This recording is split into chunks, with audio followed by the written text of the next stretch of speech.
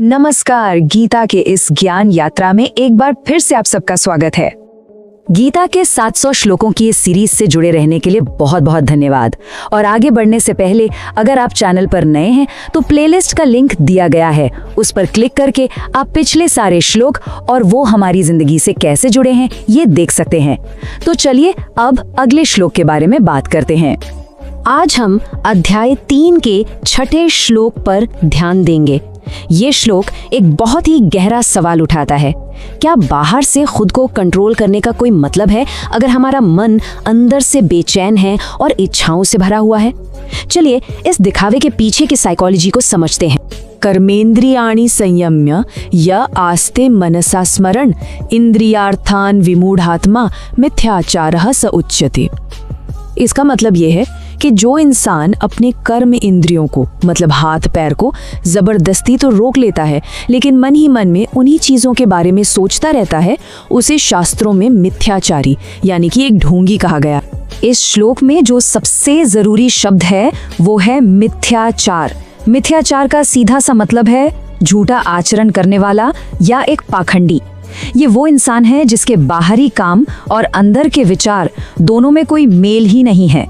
मतलब बाहर से तो एकदम शांत पर अंदर विचारों का तूफान चल रहा है।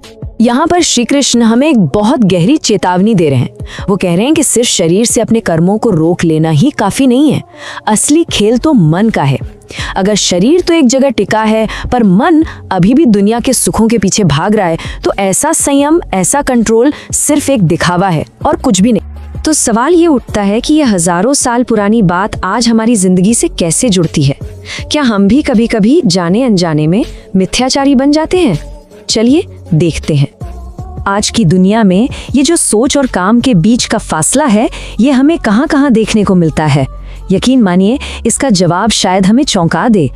ये सब मिथ्याचार के आज के जमाने के रूप हैं। जरा सोचिए, कोई बहुत सख्त डाइटिंग कर रहा है पर मन ही मन में बस जंक फूड के सपने देख रहा है, या कोई शांति के लिए मेडिटेशन करने बैठा है लेकिन दिमाग में किसी के साथ होने वाली बहस की पूरी प्लानिंग चल रही है। कोई सत्संग में तो बैठा है पर सोच काम की या किसी की गॉसिप की चल रही है। या फिर कोई सबके सामने ईमानदारी पर लंबे लंबे भाषण देता है पर अकेले में खुद ही नियम तोड़ने के रास्ते ढूंढता है। तो अगर सिर्फ कर्मों को रोकना सही रास्ता नहीं है तो फिर सही रास्ता है क्या? देखिए, गीता की यही खूबसूरती है। वो सिर्फ हमें प्रॉब्लम बताकर छोड़ नहीं देती बल्कि उसका सल्यूशन भी दिखाती है। वो हमें मिथ्याचार से कर्म योग की तरफ ले जाती है। यहाँ पर फर्क एकदम साफ है। एक तरफ है मिथ्याचारी जो सिर्फ अपने एक्शन को दबाता है, अपनी इच्छाओं को नहीं। वो बाहर से शांत दिखता है पर अंदर से बहुत बेचैन होता है।